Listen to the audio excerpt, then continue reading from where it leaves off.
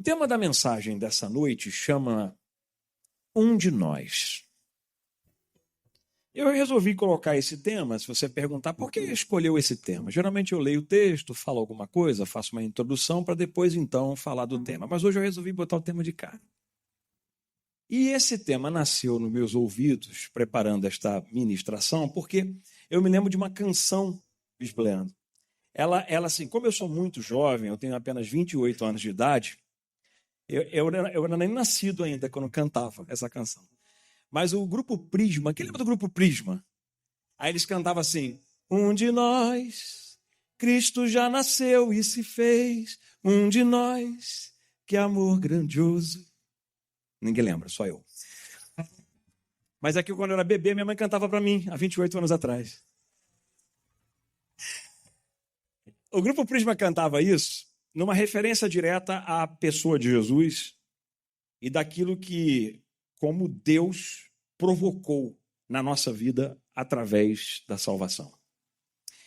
E é sobre isso que eu quero falar com você nessa noite. Eu gostaria que você prestasse bem atenção, porque eu vou me resumir mesmo ao Evangelho. Por isso eu estou lendo um texto de João capítulo 14, versos de 8 a 11. Vamos ler o texto?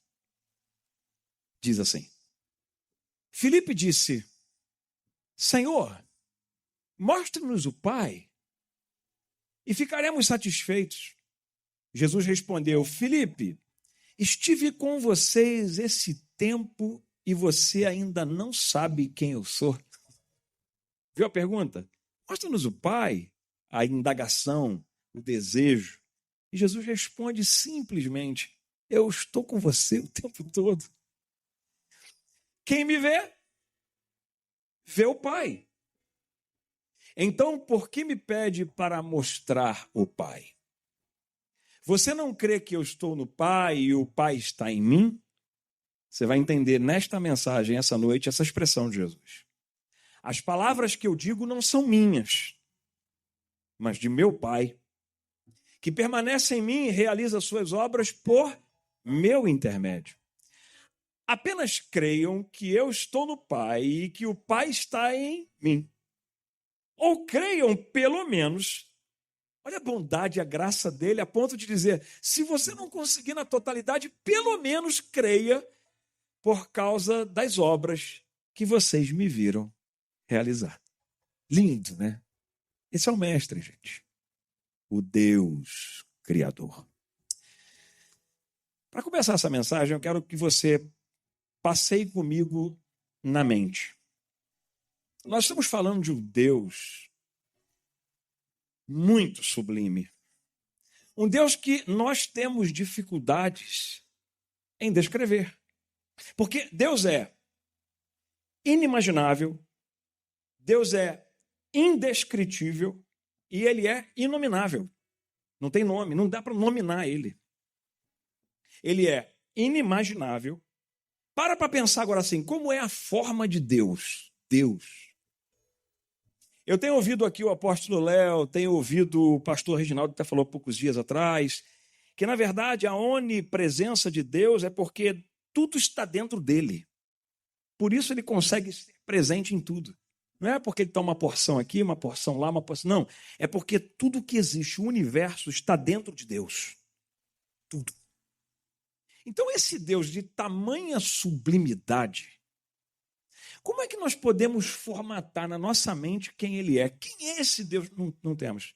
Por isso eu repito, ele é inimaginável, ele é indescritível e ele é inominável. Vou ler alguns textos, tudo bem? Me acompanha? Salmo 113, verso 5. Olha que lindo. Quem é como o Senhor, o nosso Deus, que reina em seu trono nas alturas? Não há comparação. Não existe, este Deus, ele é semelhante a isto ou aquilo. Não, quem é como este Deus? Então ele é incomparável. Em 1 Coríntios, no capítulo 2, verso 16, o apóstolo Paulo também discerne um pouco dele. E olha onde ele vai parar, na mente de Deus.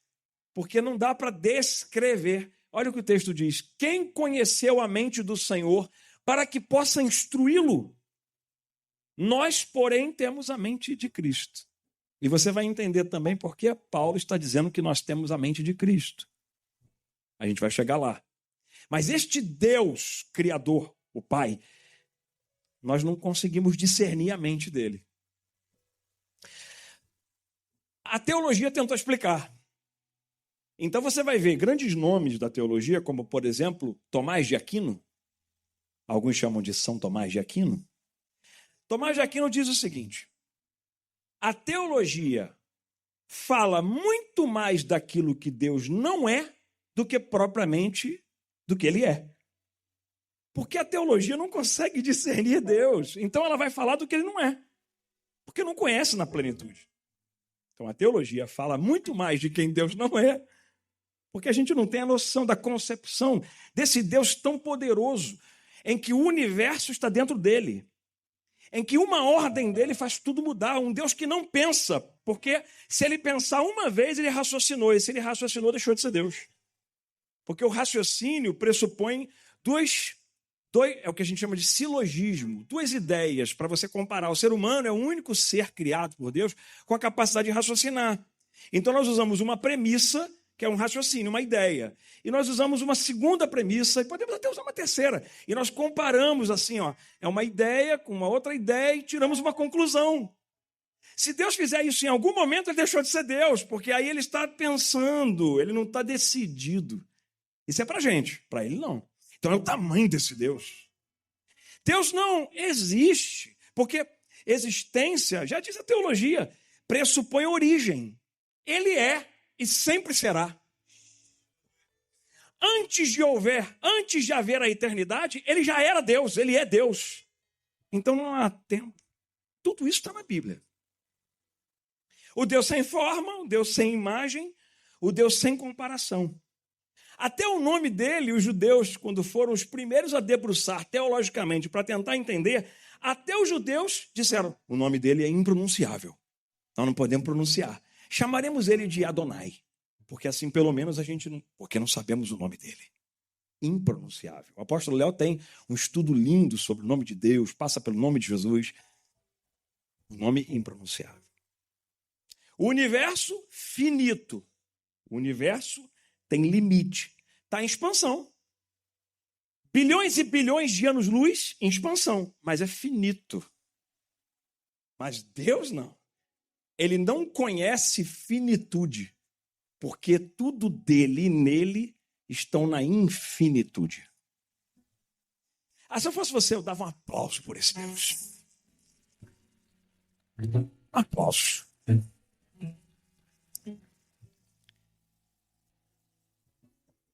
Aí vem Jesus, novamente no Evangelho de João, e usa essa expressão aqui do capítulo 17, verso 3. Olha a expressão que ele vai usar. Agora você vai ficar assim, calma que vai dar nó, não. É o Evangelho. Esta é a vida eterna. Ele está definindo a vida eterna. Esta é a vida eterna.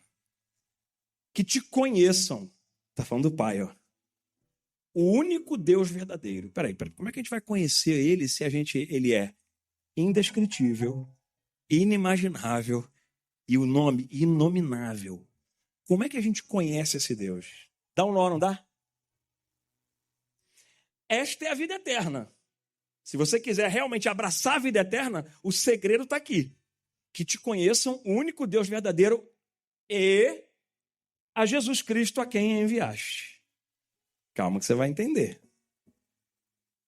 Como um Deus inimaginável, como um Deus tão glorioso, pleno, sublime, eu posso usar todos os adjetivos aqui, eu não vou conseguir classificá-lo.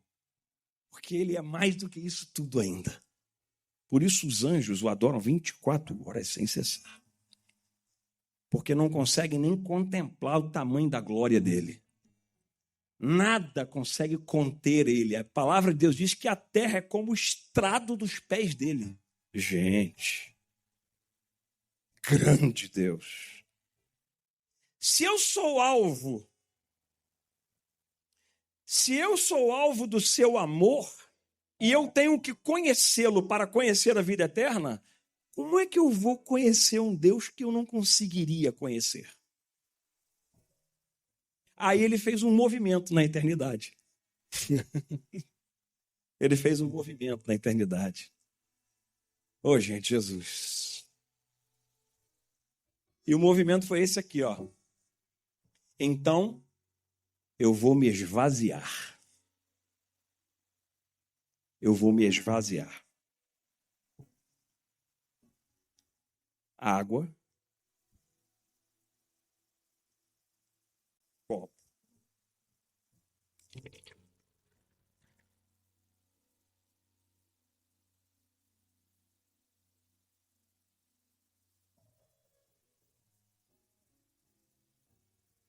Jesus.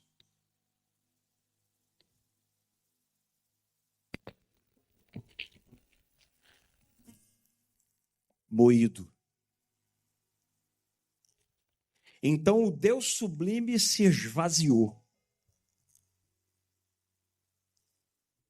Martim Lutero define Deus como o Deus absconditus e o Deus revelatus. Isso aí você procura qualquer lugar que você vai achar. O absconditus é o Deus soberano, indescritível e inimaginável. Esse que a gente acabou de falar, que a gente tem que conhecer, mas a gente não vai conseguir. Mas ele também diz que ele é o Deus revelatus.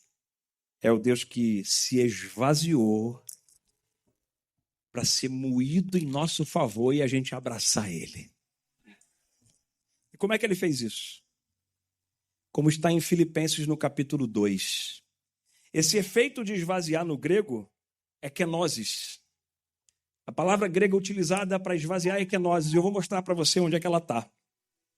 Filipenses, o apóstolo Paulo descobriu, revelado, numa revelação do Espírito Santo, descobriu que, embora sendo quem, gente? Deus, não considerou que o ser igual a Deus era algo a que devia apegar-se. Então continua. Mas, kenosis, é a palavra do grego, ele esvaziou-se a si mesmo, vindo a ser servo, tornando-se semelhante aos homens para te abraçar e me abraçar. Verso 8. E, sendo encontrado em forma humana, humilhou-se a si mesmo e foi obediente até a morte, e morte de cruz. Porque se ele não fizesse isso, todos nós estaríamos completamente condenados ao inferno. Mas ele se esvaziou.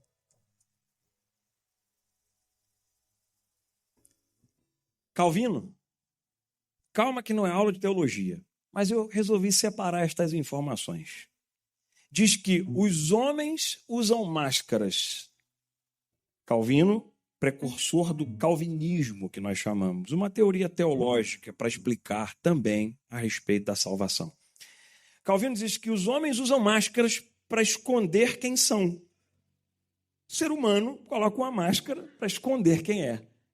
Deus, ele colocou a máscara para mostrar quem ele é. Porque de tão grande que ele era, de tão grande que ele é, tão sublime, nós não conseguiríamos compreendê-lo. Por isso ele disse a Moisés assim: Moisés, eu sei que você quer me ver, mas se você me ver, você vai morrer. Porque tamanha é a minha glória. Então eu vou fazer uma coisa, eu vou colocar uma máscara, tudo bem? E quando eu passar, você fica de costas, e aí você vai ver minha presença e minha glória passando. E aí a glória e a presença dele vão passar. Então Calvino diz que ele é o Deus. Os homens usam máscara para mostrar, para esconder, ou melhor, aquilo que são. Deus usa máscara para mostrar aquilo que ele é. Então ele se faz, ele se esvazia e se faz. E ele se faz na pessoa de Jesus. Isso é o evangelho, gente. Mesmo esvaziado na plenitude, e ele não usurpa, ele não usa a forma de Deus enquanto homem, ele está na forma de homem. Nós chamamos isso no grego de ego-eimi. Ego-eimi. Ego-eimi é aquilo que ele vai falar em João, no capítulo 8, verso 56. Coloca na tela. Olha o que ele diz. Para ele comparar-se a quem ele é. Abraão, pai de vocês, regozijou-se porque veria o meu dia. Ele o viu e alegrou-se. Calma. Ele diz que Abraão viu o movimento do céu, de o Deus que ia se esvaziar para se fazer o Cristo, o Messias, o Senhor, o Salvador, Jesus. Abraão regozijou-se porque veria o meu dia e ele viu e alegrou-se. Aí os judeus entraram em parafuso quando ele fala isso aqui. Olha o que ele tem depois. Disseram-lhe os judeus, você ainda não tem nem 50 anos e viu Abraão? Porque Jesus estava aqui na idade aproximada de 30 anos, então você não viu nem, você não tem nem 50. Como é que você viu Abraão, rapaz? Aí ele vai usar a expressão egoemi, no grego egoemi. A expressão é essa aqui, ó. Vai. Respondeu Jesus, eu afirmo. Por isso só ele pode dizer isso aqui. Antes de Abraão nascer, egoemi, eu sou. Se eu fosse você, eu celebrava.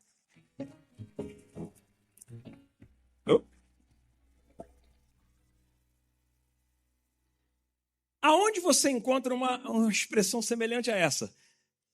Desse Deus que se esvazia, mas continua sendo homem, Deus.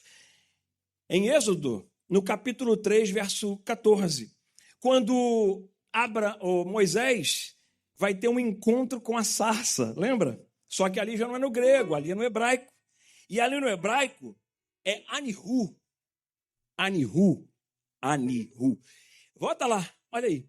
Disse Deus a Moisés, Anihu, egoimi, eu sou.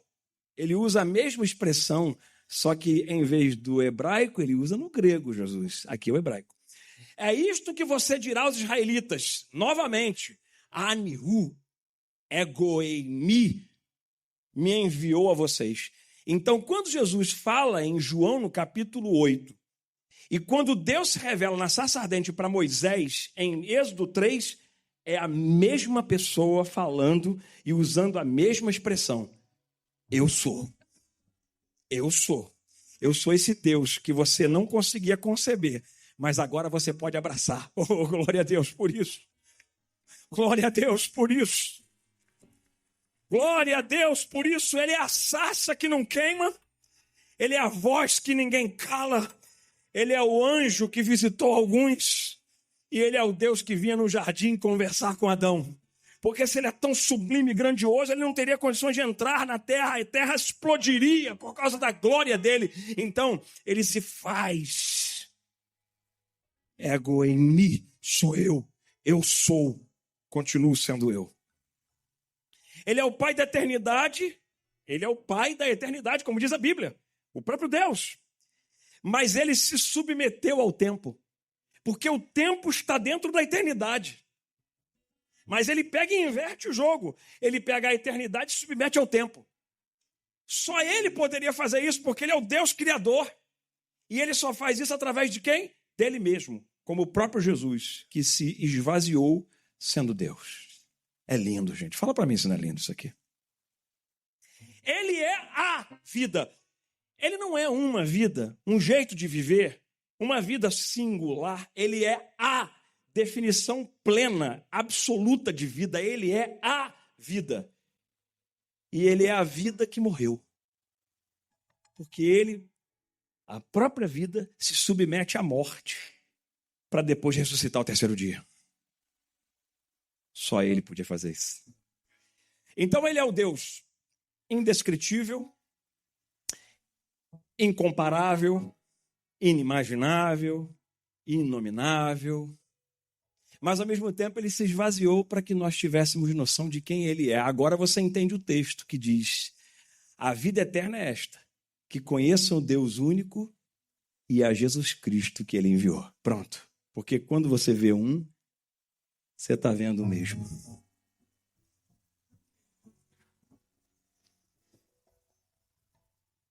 Então, como disse a vocês, em primeiro lugar, aqui para o nosso esboço, o Deus inimaginável, indescritível, inominável. Ninguém explica Deus. Eu lembrei daquela canção. Nada é igual ao seu redor, tudo se faz no seu olhar, todo o universo se formou Se eu falar... eu não sei cantar. Mas ninguém explica Deus.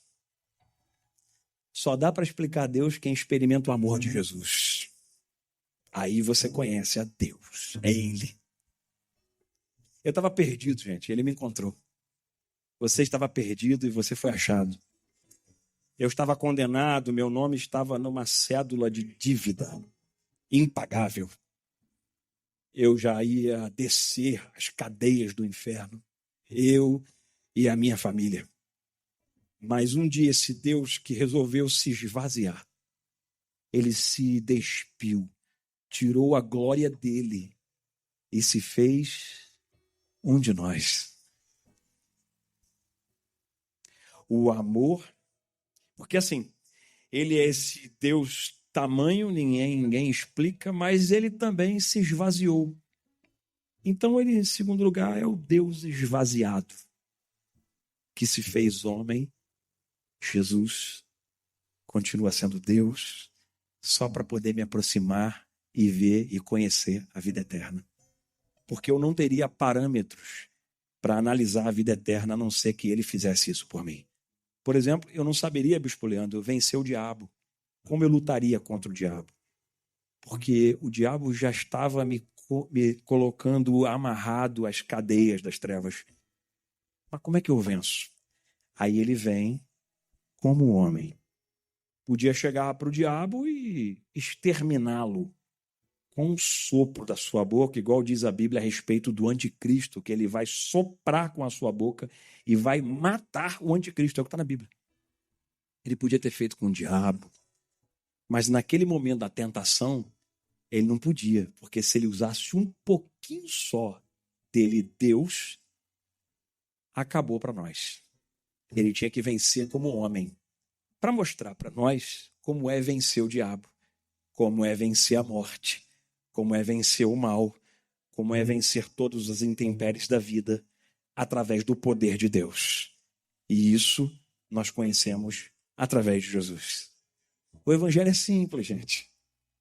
Se você pegar esta mensagem, você pregar para alguém, ela vai entender. Mas é assim que Deus fez, então. Então ele se fez um de nós, para poder, então, nós entendermos o que ele queria, a essência dele. Então ele se esvazia, mas ele mantém a essência. Ele se esvazia, mas ele se mantém. Isso é igual quando você, por exemplo, vou dar um exemplo aqui, ó. Eu compro um avião. Aí eu tenho um avião, gente. Rapaz, eu vou no aeroporto aqui de Orlando, que não é nem aquele aeroporto lá do grandão, não, lá. Não, é aeroporto internacional, não. Eu vou no aeroporto executivo, um que tem aqui bem perto assim, executivo, só para aviões particulares. Então meu avião está lá, parado lá. Aí eu compro o meu avião e falo para Ana Cláudia, Ana, nós vamos voar agora tudo de avião, todo lugar de avião. Aí eu quero levar o pastor Batalha, vamos levar, vamos lá. Aí, mas aí o pastor Batalha chega para mim, estou no exemplo, tá?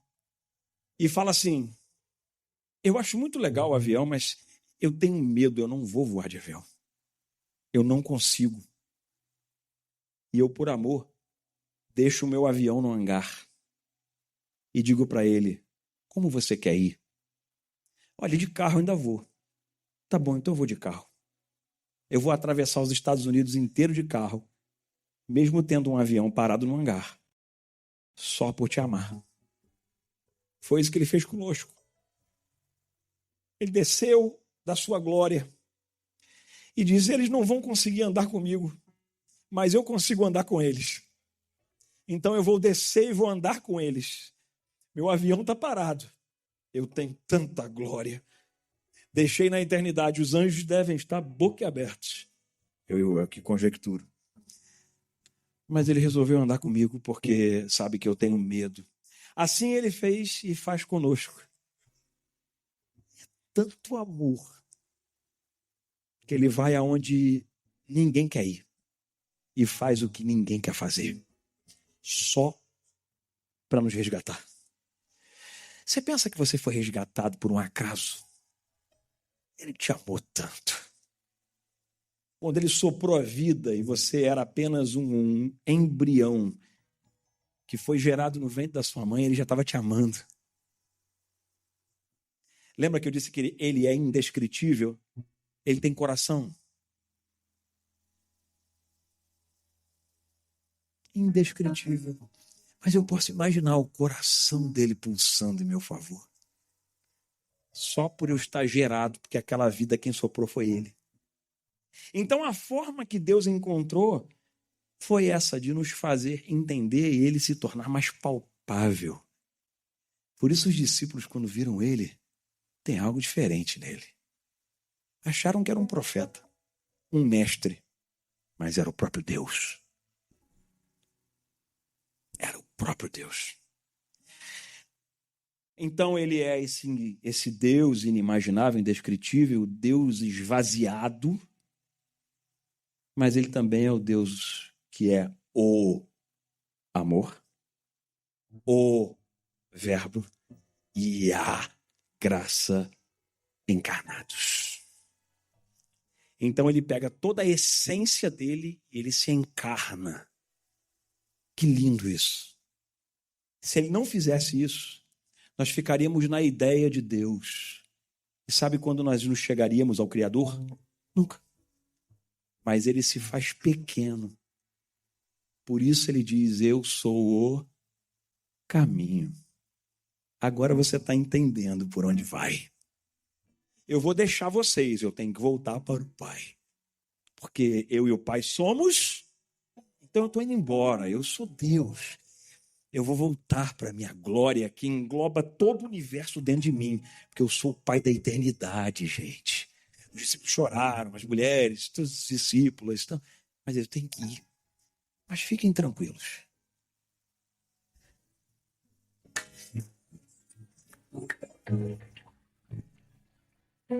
Eu vou, mas eu vou preparar morada para vocês, para que onde eu estiver, vós estejais comigo também.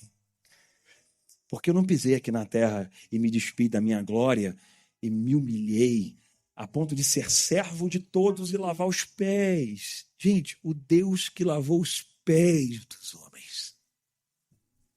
Ele não fez isso só porque ele estava com um complexo de grandeza. O que é o complexo de grandeza? É aquela pessoa que está muito grande, ela tem que fazer alguma coisa para se diminuir, para se tornar útil. Diz assim, caramba, eu tenho tanto dinheiro que eu tenho que doar. Eu tenho tanta capacidade que eu tenho que ensinar alguém. Porque senão eu vou ficar nesse complexo da grandeza. Eu sou muito grande. Deus não tem essa crise. Ele não desceu para vou dar uma volta na terra, vou me misturar no meio dos homens porque eu estou meio cansado aqui dessa glória toda. Não, ele fez isso porque todos nós estávamos numa fila de condenação. Todos pecaram e destituídos foram da glória de Deus. É o que está na palavra. Só havia uma maneira de mudar isso. Então ele pega o próprio amor, ele mesmo, o próprio verbo, ele mesmo, e a própria graça, e ele encarna. Olha o que diz Colossenses capítulo 2, verso 13.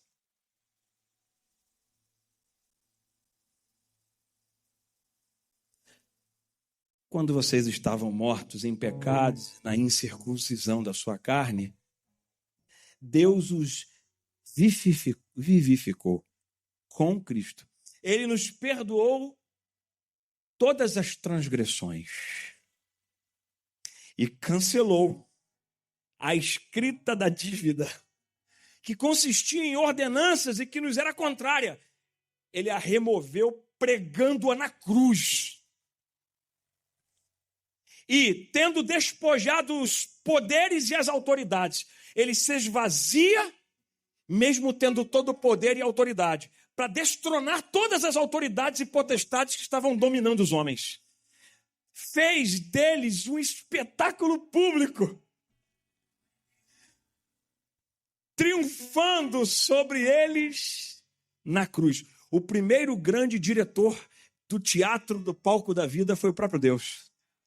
Porque ele fez das autoridades e potestades que dominavam o ser humano, fez deles um espetáculo público, todo mundo vê, e todo joelho se dobrará, e toda língua confessará que Jesus Cristo é o Senhor. Ego em mim, ele é o eu sou, não há outro como ele. O mesmo Deus da grande plenitude se torna um homem como nós, só para nos salvar. A forma que Deus nos encontrou, que Deus encontrou, foi a que ele se tornaria palpável, então ele encarnou a sua essência. João diz, o verbo se fez carne e habitou no meio de nós. Colocou numa forma possível de ser vista aquilo que não passa pela mente do homem.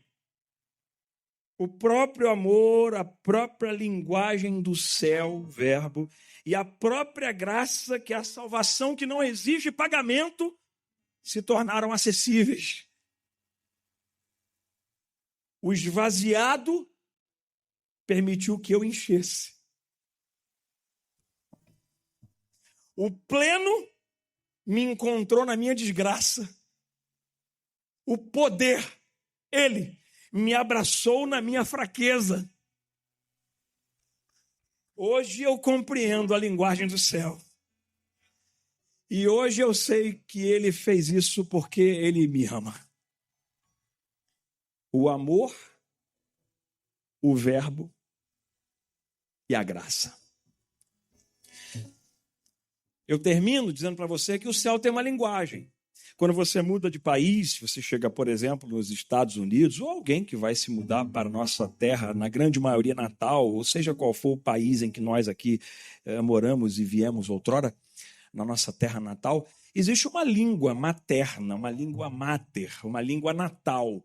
Nos Estados Unidos, a língua normalmente natal, máter, é o inglês. Então, quando você chega aqui, você tem que, pelo menos, minimamente, mesmo que seja debaixo de trancos e barrancos, entender a linguagem para você poder se comunicar. Para você ter uma ideia, para tornar-se cidadão dos Estados Unidos da América, mesmo depois que você tem um green card, você passa por um período e você faz um teste de cidadania. Como você faz esse teste, existe uma prova, um exame de proficiência para saber se você minimamente sabe se comunicar em inglês. Porque como é que você vai se tornar um cidadão que amanhã o governo vai tentar manifestar seu desejo, o governo vai propor propostas de mudanças da lei e você não entende nada do que estão falando, vão manipular sua mente. Então, a ideia é a seguinte, você quer se tornar um cidadão americano dos Estados Unidos da América, você precisa minimamente se comunicar em inglês e entender o que a gente está falando e nós entendemos o que você fala. Pronto, conseguiu, aqui está a sua cidadania. O céu não é diferente, gente. Existe uma linguagem no céu. Toda linguagem precisa do verbo. Porque o verbo é o conector mais importante para dar sentido a qualquer expressão. Sem verbo, apenas com substantivos, com as palavras comuns, a gente não tem significado. Eu chego aqui e digo água. Tudo bem, você entendeu o que é água. Mas na minha mente eu estou querendo beber água, tudo bem? Então, eu quero beber água. Eu estou pensando, eu quero beber água. Mas eu falo só água. Você pode pensar, rapaz, ele quer água para quê? Para beber? Bom, a primeira coisa que vem na cabeça é para beber. Mas será que ele quer para outra coisa? Será que ele está dizendo que a água está derramando? Será que ele está dizendo que a água está faltando? Bom, a gente não sabe. Por quê? Porque ele precisa de um verbo. É o verbo que vai dar sentido ao que eu quero falar. O céu também tem um sentido através de um verbo.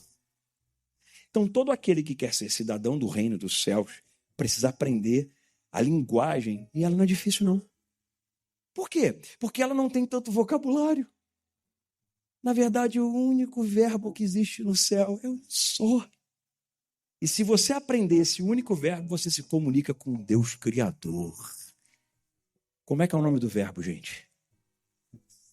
E o verbo se fez carne e habitou no meio de nós. Se você aprender que o verbo é Jesus, ele é o verbo, você aprendeu a se comunicar com o céu. Por isso ele disse, se você pedir, vai ser concedido.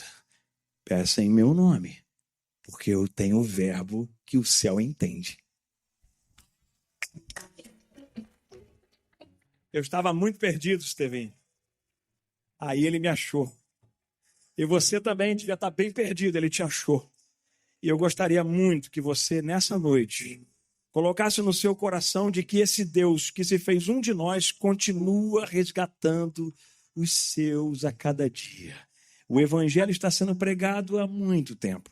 E o evangelho é este. A vida eterna é esta. Que conheçam o Pai e a Jesus Cristo que ele enviou.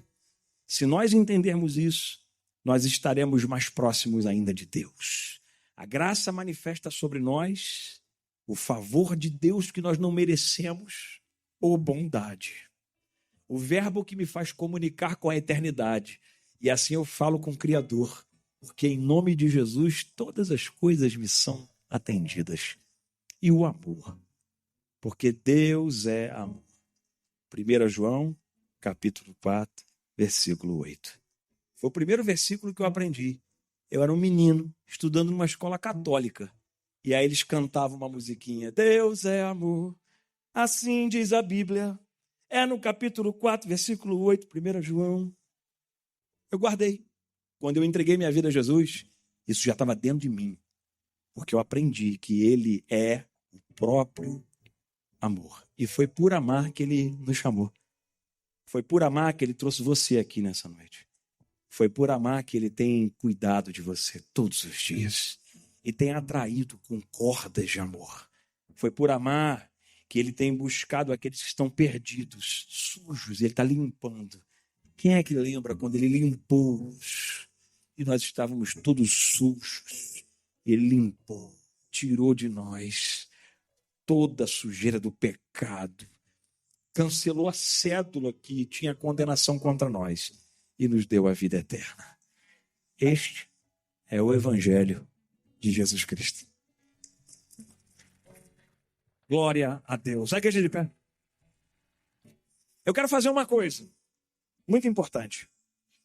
Você tem duas opções. A primeira opção, você tem a opção de, hoje, reconhecer esse amor. Diz assim, hoje eu entendi Jesus. Agora eu entendo por que Jesus veio. Jesus não podia ficar mesmo na terra, porque uma vez uma pessoa na igreja, depois que eu evangelizei, ela falou assim, mas por que Jesus teve que morrer? Não tinha necessidade. Eu falei, tinha, porque ele nasceu para este propósito. Ele nasceu para morrer. A única finalidade de Jesus, quando veio, foi isso. Porque ele era o próprio Deus encarnado, ele tinha que fechar um ciclo. E o ciclo era fechado na morte dele. Por quê? Sem o derramamento de sangue, dizia já o Antigo Testamento, não há remissão de pecados. Então não tinha como salvar a humanidade. Por isso ele veio, porque ninguém podia ser como ele, substituir o que ele ia fazer. Nenhum animal, mesmo sem mácula nenhuma, seria capaz de limpar a humanidade do pecado que estava sobre ela. Então Jesus teve que vir o próprio Deus, porque sem pecado, sem mancha, sem mácula, não havia condenação, vai cumprir toda a lei, e aí então se resume a graça da salvação sobre nós. Ok. Ele não tinha como, mas ele morreu. E ao terceiro dia ele ressuscitou porque venceu a morte e o inferno, só para nos dar acesso à salvação. Então quem sabe você hoje deve dizer, rapaz, olha o que eu entendi Jesus hoje.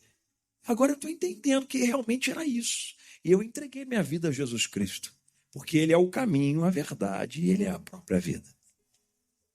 Mas também tem uma segunda opção, que a primeira assim, eu reconheço, isso é verdade, eu reconheço, eu adoro a Deus por isso, porque eu estou resgatado, meu nome está no livro da vida. Glória a Deus por isso, você e eu estamos resgatados. Mas também tem uma segunda categoria, daqueles que nunca discerniram bem isso e não tiveram a oportunidade de entregar sua vida a Jesus Cristo. Então essas duas categorias de pessoas, se estiverem aqui, eu sei que estão aqui, uma grande parte da primeira categoria está aqui.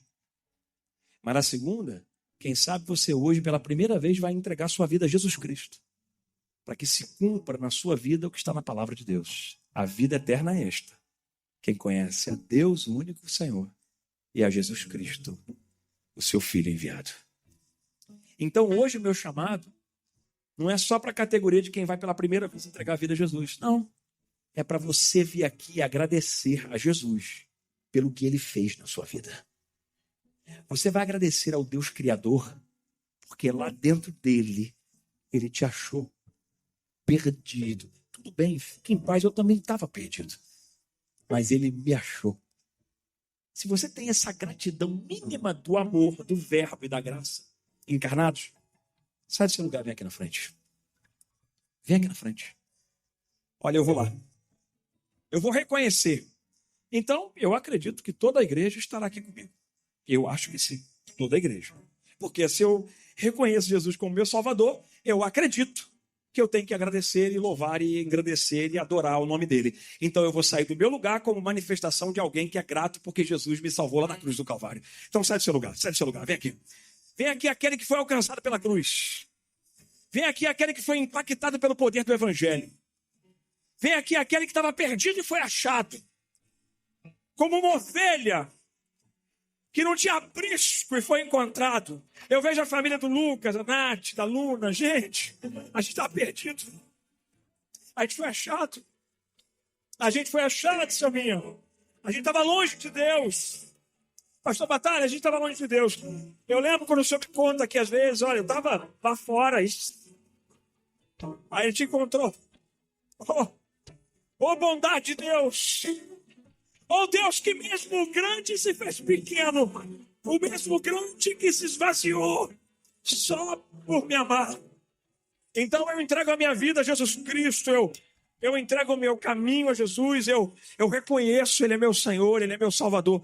E ao mesmo tempo que você está aqui na frente, você vai lembrar, porque vai passar na sua mente o passado, vai passar na mente assim, o passado. Rapaz, eu estava tão perdido, gente. Vai passar. Mas ao mesmo tempo vai passar a lembrança daquele dia que ele encontrou você pelo poder do Evangelho.